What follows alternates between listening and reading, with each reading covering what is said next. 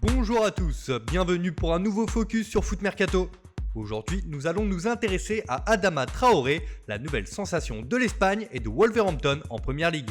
Il est né le 25 janvier 1996 à l'Hospitalet de Llobregat, une commune de Catalogne située en province de Barcelone. Il est aussi d'origine malienne par ses parents qui sont venus s'installer en Espagne avant sa naissance. Très vite, le jeune Adama s'est trouvé un attrait particulier pour le football et c'est en toute logique qu'il a rapidement intégré le centre de formation du FC Barcelone en 2004 alors qu'il n'est âgé que de 8 ans. A l'époque, c'est Jordi Condom, directeur sportif du club belge d'Eupen et ancien entraîneur des équipes de jeunes du Barça, qui est chargé de dénicher des jeunes pépites. Le père d'un garçon du quartier de la Florida lui avait dit d'aller voir un gamin qui jouait à l'Hospitalet. Adama Traoré a tout de suite tapé dans l'œil du recruteur. J'ai vu un garçon qui a pris le ballon dans son camp, est arrivé dans la surface, a tiré et a été arrêté par le gardien de but. Le gardien a dégagé rapidement du pied et avant que la balle ne rebondisse, le même garçon a été le premier à arriver. Je me suis dit, arrête-toi un instant. Il faut que ce soit ça, c'était Adama. C'était comme regarder un petit Usain Bolt de 9 ans, se souvient Condom dans les colonnes de Marca en septembre dernier. C'est donc tout naturellement qu'il fera ses classes au sein de la Masia en tant qu'ailier de formation. Et déjà à cette époque, il était très impressionnant physiquement. Depuis qu'il est petit, il est très sportif, rappelle encore Jordi Condom. Dans les vestiaires des catégories jeunes, il y a des tubes de sèche-main. Il se tenait là pour faire des tractions. Je lui disais, mais qu'est-ce que tu fais? Arrête de faire ces choses. Ses coéquipiers le regardaient perplexe. Il est une force de la nature depuis qu'il est petit. Quelques années plus tard, tout ce travail paiera avec son premier match en professionnel avec l'écurie Blaugrana. Il n'a alors que 17 ans, mais ses partenaires sont Lionel Messi ou encore Neymar. Il remplacera d'ailleurs le Brésilien un soir de victoire 4-0 contre Grenade. C'est Gerardo Tata Martino qui le lança dans le grand bain le 23 novembre 2013. Il est alors le 8e joueur le plus jeune à porter le maillot Blaugrana. Mais à Barcelone, la concurrence est féroce en attaque. Et il est difficile pour lui de se faire une place au sein de l'effectif pléthorique du club catalan. Luis Enrique, l'entraîneur de l'époque, ne compte pas sur lui et c'est avec l'équipe réserve qu'il joue la plupart du temps. Dans le même temps, il porte régulièrement les couleurs de l'Espagne chez les jeunes, que ce soit avec les U16, U17 et il atteindra même la demi-finale de l'Euro avec les moins de 19 ans en 2019. Au final, il ne fera que 4 petites apparitions avec le Barça et doit s'exporter pour s'accomplir. Mon départ du Barça s'est très mal passé, reviendra-t-il dans Mundo Deportivo. Je suis parti puisqu'ils ne m'ont laissé aucune opportunité. Tout ce que je demandais, c'était de pouvoir prouver si j'avais le niveau ou non. Personne ne m'a parlé. J'aurais évidemment demandé une explication sur ma mise à l'écart en pré-saison. Luis Enrique ne m'a rien dit, j'ai simplement compris qu'il ne comptait pas sur moi. C'est en Angleterre qu'il trouve refuge à Aston Villa alors qu'il n'a que 19 ans. Les Villans déboursent 10 millions d'euros pour s'attacher les services de ce jeune joueur talentueux estampillé FC Barcelone.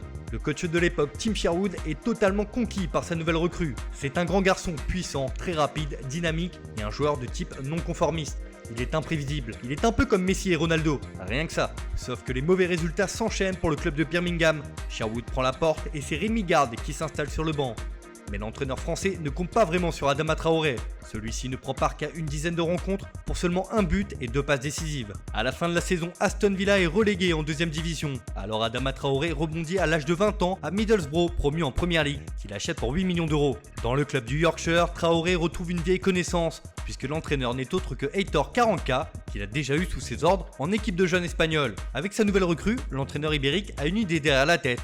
Conscient de son potentiel, Heitor Caranca travaille inlassablement avec lui à la vidéo, pointant ses lacunes tactiques dans le placement et la prise de décision.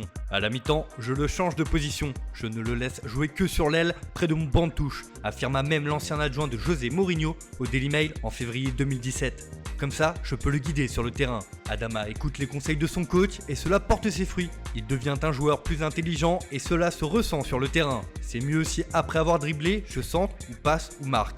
Sinon, le dribble est inutile. Mais oui, je connais mes qualités. Je ne pense pas qu'il y ait plus rapide que moi en Première Ligue, déclarait-il en 2016. S'il s'impose enfin avec Boro, il n'est toujours pas décisif. Il fallut 40 matchs à Adama Traoré pour inscrire son premier but en Première Ligue sur la pelouse de West Ham le 1er septembre 2018 sous le maillot de Wolverhampton. Car au mercato estival 2018, il débarque chez les Wolves pour un transfert de 20 millions d'euros avec à la clé un contrat de 5 ans. Entre-temps, il honore sa première sélection avec les espoirs espagnols contre l'Irlande en match de qualification à l'Euro U21. À Wolverhampton, Nuno Espirito Santos décèle également le potentiel de l'attaquant et le fait énormément travailler. L'entraîneur portugais lui attribue un coach personnel qui est censé lui faire passer un cap. Ainsi, il travaille avec l'ancien sprinter médaillé d'argent sur 200 mètres au JO de Sydney, Darren Campbell, Campbell pour améliorer son efficacité. Et cela a un véritable impact sur ses performances. Il me disait que je n'avais pas besoin d'y aller à 100%, qu'à 70%, je pouvais toujours éliminer un joueur et qu'ensuite j'aurais plus d'énergie et de contrôle avec le ballon, racontait l'attaquant des Wolves à The Athletic. Cela me donne plus de temps pour prendre des décisions.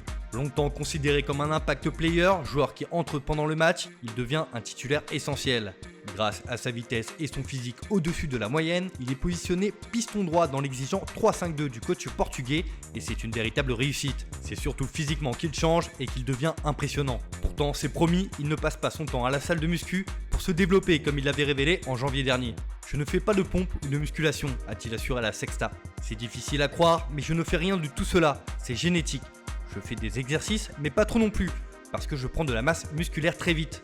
Des déclarations qui laissent planer le doute, tout le monde ne croit pas à cette version, surtout si on compare avec ses débuts au Barça. Quoi qu'il en soit, il a ses propres techniques pour être insaisissable. Le puissant attaquant se badigeonne les bras d'huile avant les matchs pour ne pas que ses adversaires ne puissent s'agripper à lui. Une parade comme une autre, mais qui montre comment Adama Traoré s'adapte pour tirer à son avantage un physique si particulier pour un joueur de football. Avec Nuno Espirito Santo, Adama Traoré progresse à vitesse grand V et devient une référence en Première Ligue. La saison 2019-2020 devient l'année de la confirmation de tout ce travail. Grand artisan de la belle saison des Wolves, il inscrit 4 buts et délivre 9 passes décisives en 37 matchs de championnat. De quoi s'attirer les louanges de son entraîneur. Il est unique, confiait Nuno Espirito Santo. Il sait qu'il doit travailler pour l'équipe, ce n'est pas seulement ce qu'il fait offensivement, il garde l'équilibre, l'organisation. Il continuera à progresser. C'est sa vitesse qui impressionne particulièrement. Lors d'un match de Première Ligue, il est flashé à 38 km/h et devient le deuxième joueur le plus rapide du championnat cette année-là. Avec près de 12 dribbles réussis par match, l'Espagnol devient le joueur le plus efficace de Première Ligue dans ce domaine. Il se fait notamment remarquer contre Manchester City, où il fait énormément de mal à Benjamin Mendy dans son couloir. Des performances qui attirent les convoitises des plus grosses écuries européennes et de Luis Enrique, le sélectionneur de l'Espagne. Il est appelé pour la première fois avec la Roja en novembre 2019, mais ne peut répondre présent à cause d'une blessure. Sauf que la sélection malienne rôde et aimerait bien que l'attaquant choisisse le Mali comme nationalité sportive. Le joueur hésite, mais croit en ses chances de réussir avec les champions du monde 2010. Après sa belle fin de saison en Angleterre, Luis Enrique le rappelle en août 2020. Cette fois, c'est un test positif à la Covid-19 qui l'empêche de rejoindre le groupe espagnol. Ce n'est que partie remise et une question de patience, puisque l'ancien coach du Barça le reconvoque en octobre dernier. Pour la petite anecdote, le Mali avait également transmis une liste où figurait le nom d'Adama Traoré, mais le joueur veut honorer la sélection espagnole. Luis Enrique justifiait la convocation du joueur par sa polyvalence et son profil peu commun. Un profil comme celui d'Adama n'est pas habituel pour les équipes. Il est difficile de trouver ses qualités à ce niveau et nous allons essayer de l'intégrer. Quelques jours plus tard, le 7 octobre, il fera ses débuts contre le Portugal en entrant en jeu à la 62e minute à la place de Sergio Busquets.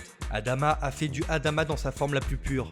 Il a fait ce qu'il sait faire et ce que nous voulions, avec une énorme capacité à déborder les adversaires, indiquait Luis Enrique après son premier match. Une mise en bouche avant d'honorer sa première titularisation avec la Roja quelques jours plus tard contre l'Ukraine. De ses débuts au Barça à son export en Angleterre, où c'est un championnat qui correspond à ses qualités, en passant par ses débuts avec l'Espagne, la progression d'Adama Traoré est linéaire et il n'a pas fini de faire parler de lui. N'hésitez pas à nous dire dans les commentaires ce que vous avez pensé de la vidéo ou à nous dire comment vous voyez évoluer la carrière d'Adama Traoré. On se retrouve dès demain pour une nouvelle vidéo sur Foot Mercato.